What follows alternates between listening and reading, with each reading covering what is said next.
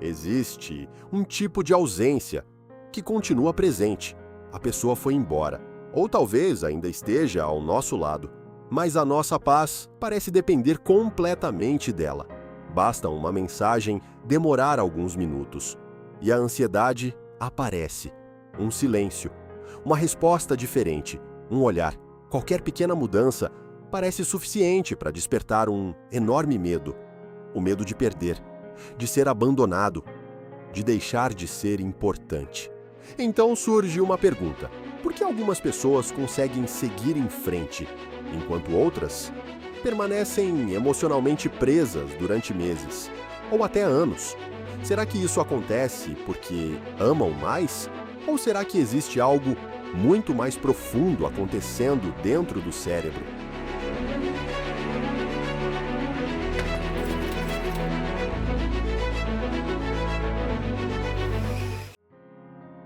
Todos nós precisamos de vínculos. Isso faz parte da natureza humana, desde o nascimento.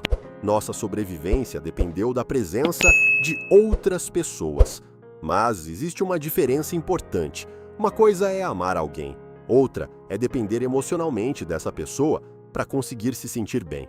Quando isso acontece, nosso humor passa a depender do comportamento do outro. Se a pessoa demonstra carinho, sentimos segurança. Se ela se afasta, tudo parece desmoronar. Pouco a pouco, nossa estabilidade emocional deixa de estar dentro de nós e passa a viver nas atitudes de outra pessoa. Existe uma explicação fascinante para isso. Durante milhões de anos, sobreviver sozinho era extremamente difícil.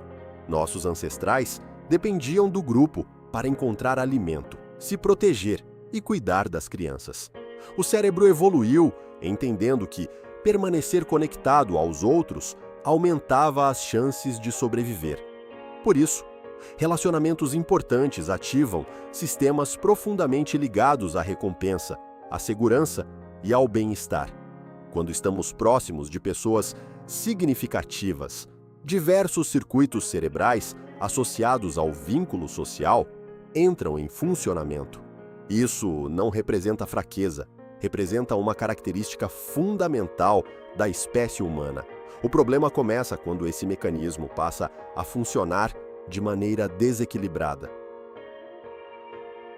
Curiosamente, muitas vezes, o sofrimento não aparece apenas quando alguém vai embora. Ele começa muito antes, na possibilidade de que isso aconteça. A mente passa a interpretar pequenos acontecimentos como sinais de rejeição, uma mensagem curta, uma demora para responder, um compromisso cancelado, um dia de silêncio. Tudo parece confirmar um medo que já existia. Nem sempre porque a realidade mudou, mas porque o cérebro está tentando evitar uma perda que considera importante. Quanto maior esse medo, mais intensa costuma ser a necessidade de controlar, agradar ou buscar constantes demonstrações de afeto. Existe um momento em que o relacionamento deixa de ocupar apenas uma parte da vida e passa a ocupar praticamente toda ela. Os amigos ficam mais distantes, os projetos pessoais são adiados, os interesses desaparecem. Sem perceber, nossa identidade começa a se misturar com a identidade da outra pessoa. Então surge uma sensação curiosa, como se perder aquele relacionamento significasse perder uma parte de nós mesmos. Talvez seja justamente por isso que algumas despedidas parecem tão difíceis. Não estamos perdendo apenas alguém. Temos a sensação de estar perdendo quem acreditávamos ser. Existe outro detalhe importante. A dependência emocional raramente começa de maneira evidente. Ela costuma aparecer aos poucos, disfarçada de cuidado, de preocupação, de saudade, de atenção. E justamente por isso, pode passar despercebida durante muito tempo. Porque do lado de fora, tudo parece apenas uma demonstração de carinho. Mas, por dentro, a ansiedade cresce, a insegurança aumenta e a sensação de paz depende cada vez mais da presença da outra pessoa. É justamente nesse momento que amar e depender emocionalmente deixam de ser a mesma coisa. Até aqui pode parecer que a dependência emocional nasce apenas dentro dos relacionamentos, mas a psicologia descobriu algo ainda mais interessante. Muito antes de conhecermos qualquer parceiro, nosso cérebro já começou a aprender como criar vínculos, as experiências da infância, as primeiras relações, a maneira como recebemos cuidado. Tudo isso ajuda a construir a forma como nos conectamos com outras pessoas ao longo da vida. E compreender essa história talvez seja o primeiro passo para descobrir por que algumas pessoas conseguem amar com liberdade, enquanto outras vivem com medo constante de perder quem amam.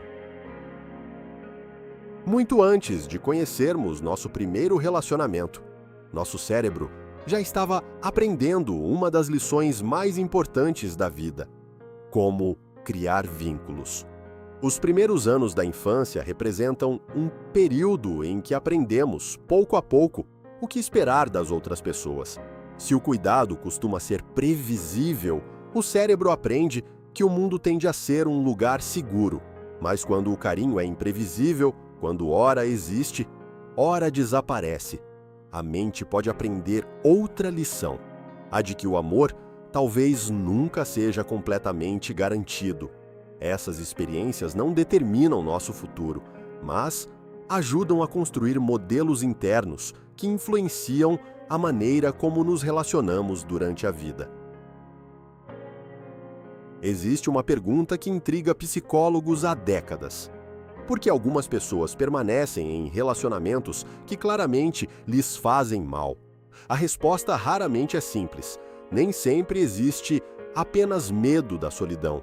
Muitas vezes, existe esperança. A esperança de que tudo volte a ser como antes, quando momentos de carinho se alternam com períodos de afastamento. O cérebro permanece tentando prever quando a próxima demonstração de afeto irá acontecer. Sem perceber, a atenção passa a girar em torno dessa expectativa. Quanto mais imprevisível se torna o vínculo, mais difícil pode ser romper completamente com ele. Não porque a pessoa não enxerga o sofrimento, mas porque parte do cérebro continua esperando que a segurança volte.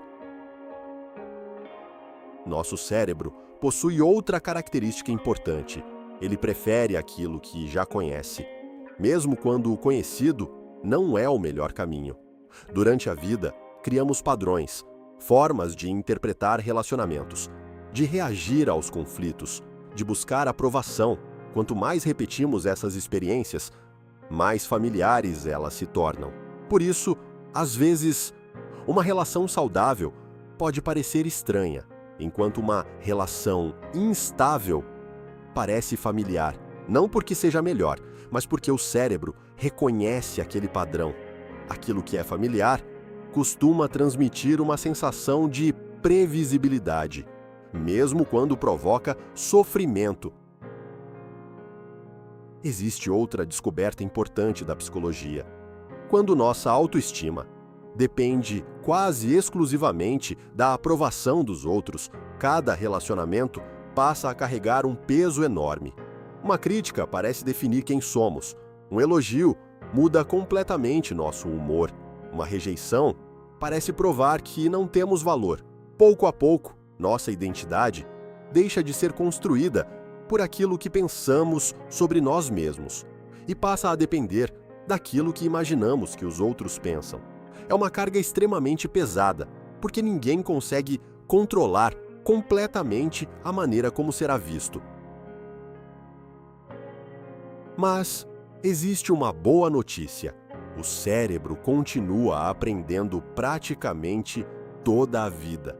Assim como podemos fortalecer uma dependência emocional, também podemos fortalecer nossa autonomia.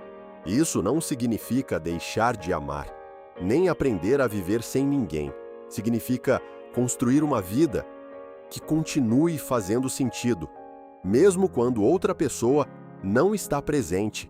Aos poucos, novas experiências ampliam nossa sensação de competência. Novos vínculos aumentam nossa segurança.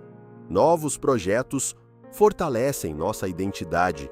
E aquilo que antes parecia impossível começa lentamente a se tornar natural. Talvez exista uma ideia que transforme completamente nossa maneira de enxergar os relacionamentos. Amar não significa deixar de existir como indivíduo. Relacionamentos saudáveis costumam aproximar as pessoas, não apagar suas identidades. Eles permitem apoio, afeto, parceria, mas também preservam espaço para crescimento individual. Quando duas pessoas continuam desenvolvendo suas próprias vidas, o vínculo deixa de ser sustentado pelo medo da perda e passa a ser fortalecido pela escolha de permanecer juntos. Todos nós precisamos de pessoas. Precisamos de amizade, de afeto, de pertencimento. Isso faz parte da condição humana. Mas existe uma diferença profunda entre compartilhar a vida com alguém e entregar a essa pessoa a responsabilidade pela nossa própria paz. O amor saudável não elimina nossa liberdade. Ele permite que ela exista. A psicologia mostra que os vínculos seguros não nascem da ausência de medo. Eles se fortalecem quando aprendemos, pouco a pouco, que nosso valor não depende de sermos escolhidos por alguém. Depende da relação que construímos conosco mesmos. Talvez nunca consigamos impedir completamente o medo de perder quem amamos, mas podemos aprender algo ainda mais importante, que continuar vivendo, crescendo e encontrando significado na própria existência. Também faz parte de amar, porque o amor mais seguro não é aquele que aprisiona, é aquele que permite que duas pessoas caminhem juntas, sem que nenhuma delas precise deixar de ser quem é.